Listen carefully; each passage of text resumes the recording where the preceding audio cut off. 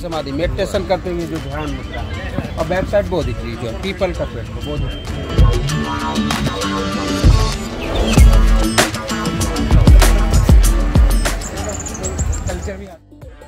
नमस्कार दोस्तों, welcome back to the channel.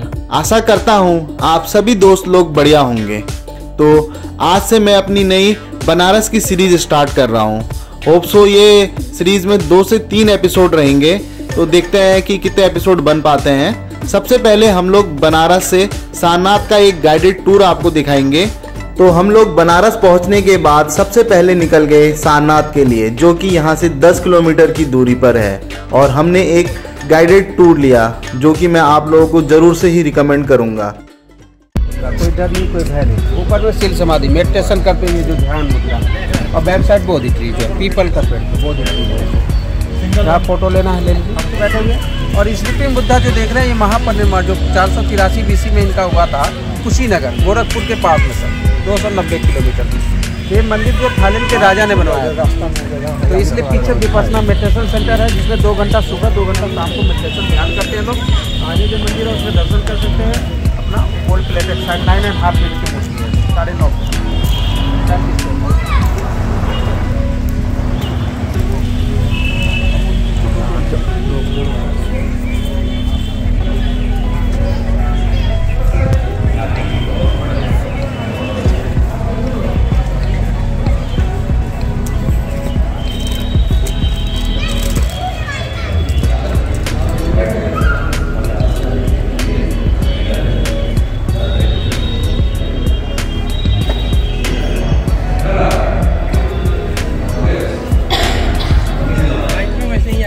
सुबह में ठीक फोटो आएगा।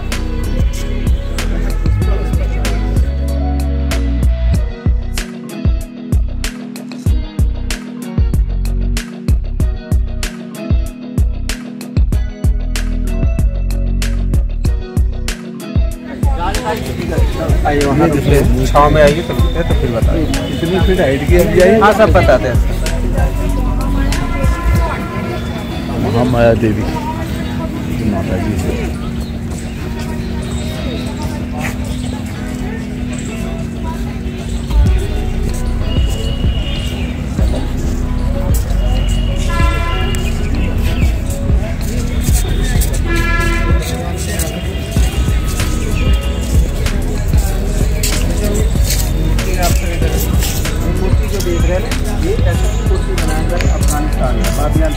बाबियान बुद्धा के नाम से फेमस था। 2001 में जो तालिबान ने डिस्ट्रॉय कर दिया, तो 2002 में जो यहाँ के थाईलैंड के प्राइम मिनिस्टर थे और वहाँ के बौद्ध भिक्षु संघ ने डोनेशन इकट्ठा करके लेकर आए, ये मूर्ति बनाने का इच्छा जाहिर किया। तो एक स्तूपा है यहाँ पर, आपने आते समय देखा होगा। तो स्तूपा 103 फीट ऊँचा है और 93 फीट उसकी राउंडिंग है और सॉलिड है। तो उस स्तूपा से ऊँचा नहीं बना सकते थे, लेकिन ये 80 फीट 9 इंच का बनाया गया है। कि लॉर्ड बुद्धा का जो एज है 80 साल है, और इनका 563 BC में जन्म हुआ था। 483 BC में इनका महापरिनिर्वाण हुआ था। 80 साल होता है, लेकिन ये 9 महीने अपनी माँ के कोख में रहे, इसलिए 80 फीट 9 इंच का स्टेचू बनाया गया। और 16 मार्च 2011 को इसकी ओपनिंग थाईलैंड के एक्स प्राइम मिनिस्टर जिन्होंने डोनेशन इकट्ठा करवाया था, उनके ही द्वारा ओपनिंग कराया गया है। ये लोटस बुद्धा मतलब बोलते हैं, क्योंकि इनका जो जन्म का प्रतीक है सीधा लोटस। जब ये गर्भ में थे तो इनकी माता महामाया देवी अपने मायके देवदा जा रही थी कपिलवस्तु। इनका जंगल में जन्म हुआ था। जब जन्म के 7 कदम चले थे, जहाँ जहाँ इनके पैर पड़े थे पैरों के नीचे कमल आ गया था, इसलिए कोई भी पूजा पाठ या स्टेचू बनता है इनका कमल के फूल, तो इसलिए उनकी माता महामाया देवी का स्टेचू है इधर में। हाँ, ये इनकी माता महामाया देवी का स्टेचू है। इनकी 2 माँ थी, एक जन्म देने वाली माता महामाया देवी जो जन्म के 6ठे दिन इनका नामकरण किया था सिद्धार्थ, और 7वें दिन उनका डेथ हो गया था। इनकी मौसी थी प्रजापति गौतमी जो सिद्धार्थनगर कपिलवस्तु उत्तर प्रदेश की रहने वाले। उन्होंने इनको गोद लिया था, अपना कुल नाम दिया था गौतम, इसलिए इनको सिद्धार्थ गौतम बोलते हैं। क्योंकि लॉर्ड बुद्धा ने पीपल के पेड़ के नीचे ज्ञान प्राप्त किया था, और ज्ञान प्राप्त करने के बाद लोगों की बात तो इनको अच्छी लगती थी, इसलिए लोग इनको महात्मा बुद्ध कहते हैं। इसलिए मतलब जो है इनको, तो इनकी माता का स्टेचू है ये 80 फीट 9 इंच का स्टेचू। और फिर आगे भी है आपका शेषनाग वाला जो बोधगया से लिया गया है, गौतम बुद्ध सरोवर। फिर ज्ञानोदय मुद्रा है, आगे चलेंगे। बोधगया बिहार 260 किलोमीटर, तो वहाँ से लिया गया है गौतम बुद्ध सरोवर।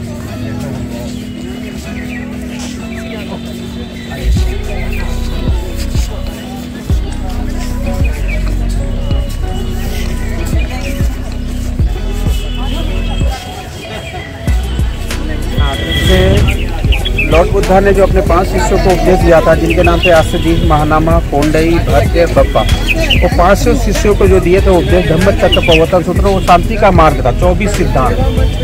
और जैन समाज उनके 24 तीर्थंकर, वो भी शांति का प्रतीक। इसलिए लाइट ऑफ एशिया सम्राट अशोक ने जैन और बौद्ध धर्म को शांति का प्रतीक मानते हुए अशोक चक्र में 24 तीनियाँ। 24 तीनियाँ जो आज अपना नेशनल फ्लैग में हो, 24 घंटा टाइमिंग को दर्शाता है और 24 घंटा शांति का प्रतीक माना जाता है। अशोक चक्र है। इसके बगल में अभी चलेंगे हम लोग ब्लैक स्टोन में, जो भगवान बुद्ध का ज्ञान उदय मुद्रा है।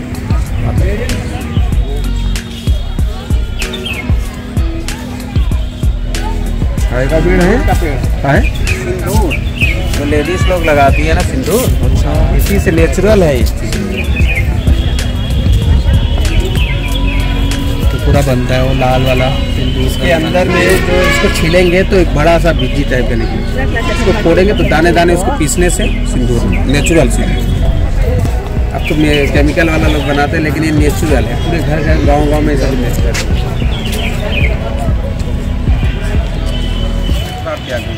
एक सुजाता नाम की कन्या थी, जिसका शादी तो हो गया, तो उसका जो बच्चे नहीं हो रहे। एक महात्मा ने कहा कि तुम 108 गायों का दूध निकाल कर उसका खीर बनाओ, और ये बनाने के बाद मतलब जो है उसको जो है अलग अलग मुद्रा होता है ना, तो भगवान बुद्ध को मतलब उसने दे दिया। भगवान बुद्ध ने उसको ग्रहण कर लिया। जो 5 लोग थे वो एक बात पे नाराज हो गए कि एक सन्यासी होते हुए इन्होंने एक स्त्री से खीर खाया, तो नाराज होकर चले गए। तो लॉर्ड बुद्धा वहाँ से उठे और उसके बाद निरंजना नदी है, वहाँ जाकर के उन्होंने पानी पिया, और पीने के बाद एक जू उसमें से निकला, उनको पैरों को टच करते हुए आगे आगे चलने लगा। तो भगवान बुद्ध भी उसके पीछे पीछे चलने लगे।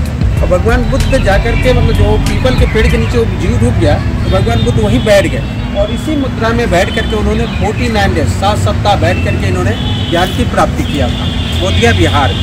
तो ये ज्ञान उदय मुद्रा है। जब ज्ञान से उठे तो ये सोचने लगी जो 5 लोग नाराज होकर गए हैं वो कहाँ है। तो उन्होंने सोचा, और उनको सोचने के बाद उनको ज्ञात हुआ कि सारनाथ ऋषि पत्तन मिर्गदाय एरिया में आकर के है। तो भगवान बुद्ध उनको खोजते हुए सारनाथ में आए। उनको समझाने के बाद पहला सेरेमनी इसी सारनाथ में। ये सारनाथ मंदिर हुआ ना? हाँ, सारनाथ मंदिर। ये भूमि स्पर्श मुद्रा ज्ञान है। उसको क्या कहते हैं जो तिब्बतन? हाँ, तिब्बत है, कोरिया का है, जापान का। लॉकिंग बुद्धा इनका जन्म जो है क्योटो सिटी जापान में है, लेकिन चाइना वाले इनको भगवान मानते हैं। से इनका जो है ना गुड लक के लिए घरों में रखते हैं, उसी तरह मंदिर के प्रांगण में लॉकिंग बुद्धा 12वीं शताब्दी में इनका जन्म हुआ था। लोग कहते हैं इनका पेट सहलाने से पैसा मिलता है, ऐसा नहीं है। इनको जैसे खाने पीने का सामान मिलता था, फ्रूट मिलता था, बच्चों में बांटते थे, बच्चे इनका पेट सहलाते, ये भी खुश होते, बच्चे भी खुश होते। और ये गुड लक का रूप मानते, कुबेर का रूप। इसलिए लॉकिंग बुद्धा घरों में जैसे लगते हैं, उसी तरह मंदिर में रखा जाता है। आशा करता हूं कि ये गाइडेड टूर से आप लोगों को काफ़ी कुछ जानने को मिल गया होगा सारनाथ के बारे में। और यहाँ पर को आके जो मुझको जानने को मिला वो मैं आप लोगों के साथ एक बार शेयर करना चाहूँगा कि ये वाराणसी से लगभग 10 किलोमीटर की दूरी पर स्थित है, और यहीं पर को भगवान बुद्ध ने अपना प्रथम उपदेश दिया था, जिसे धर्म चक्र परिवर्तन का नाम दिया जाता है, और जो बौद्ध मत के प्रचार प्रसार का आरंभ था। यह स्थान बौद्ध धर्म के 4 प्रमुख तीर्थों में से एक है। भगवान बुद्ध की इस खूबसूरत नगरी को देखने के बाद हम लोग वापस बनारस को आ गए, और यहाँ पर को स्थित लंका में जो बनारस हिंदू यूनिवर्सिटी है वहाँ पर को स्थित विश्वनाथ मंदिर के दर्शन करने के लिए चल दिए। जब तक हम लोग मंदिर पहुँचते हैं तब तक मैं आपको काशी हिंदू विश्वविद्यालय के बारे में कुछ चीज़ें बताना चाहूँगा। काशी हिंदू विश्वविद्यालय, जिसको कि पूरे भारत में BHU के नाम से ख्याति मिली हुई है, इस विश्वविद्यालय की स्थापना मदन मोहन मालवीय जी द्वारा सन 1916 में बसंत पंचमी के दिन की गई थी। तो आप लोगों का भी अगर कभी बनारस आना हुआ तो आप लोग यहाँ पर को जरूर आइएगा। आप लोगों को काफ़ी ज़्यादा अच्छा लगेगा, क्योंकि ये विश्वविद्यालय में बहुत ज़्यादा हरियाली है, और मंदिर के मुख्य परिसर के प्रांगण में भगवान विश्वनाथ का एक बहुत ही विशाल मंदिर भी है। इस मंदिर को नया विश्वनाथ मंदिर और बिरला मंदिर के नाम से भी जाना जाता है। इस मंदिर का शिखर विश्व में सबसे ज्यादा ऊंचा है। यह मंदिर मदन मोहन मालवीय जी के प्रयासों द्वारा ही बनाया गया, और सन 1931 में स्वामी कृष्णाम के हाथों मंदिर का शिलान्यास हुआ, पर दुर्भाग्य से निर्माण मालवीय जी के जीवन काल में पूरा ना हो सका, पर उद्योगपति जुगल किशोर बेड़ा के प्रयासों द्वारा इस मंदिर का भव्य निर्माण संभव हो सका। इसलिए इस मंदिर को कभी कभी बेड़ा मंदिर भी कहा जाता है। ये जो शिव मंदिर आप देख रहे हैं, यह मंदिर भारत का सबसे ऊंचा शिव मंदिर है और ये मंदिर काशी हिंदू विश्वविद्यालय के परिसर के ठीक बीचों बीच स्थित है। तो चलिए अब आपको मंदिर परिसर और आसपास स्थित अन्य मंदिरों के भी दर्शन करवाते हैं। तो आप लोग यहाँ पर को अगर कभी भी आए तो इस मंदिर के दर्शन करने भी जरूर आइएगा, आप लोगों को काफी ज्यादा अच्छा लगेगा।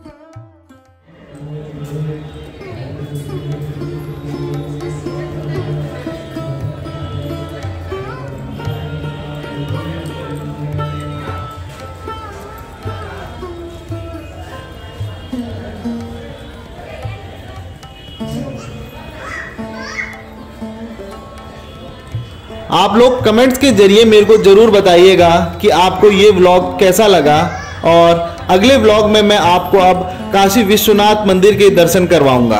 तो तब तक के लिए बाय बाय। आप सभी लोग अपना ख्याल रखिएगा।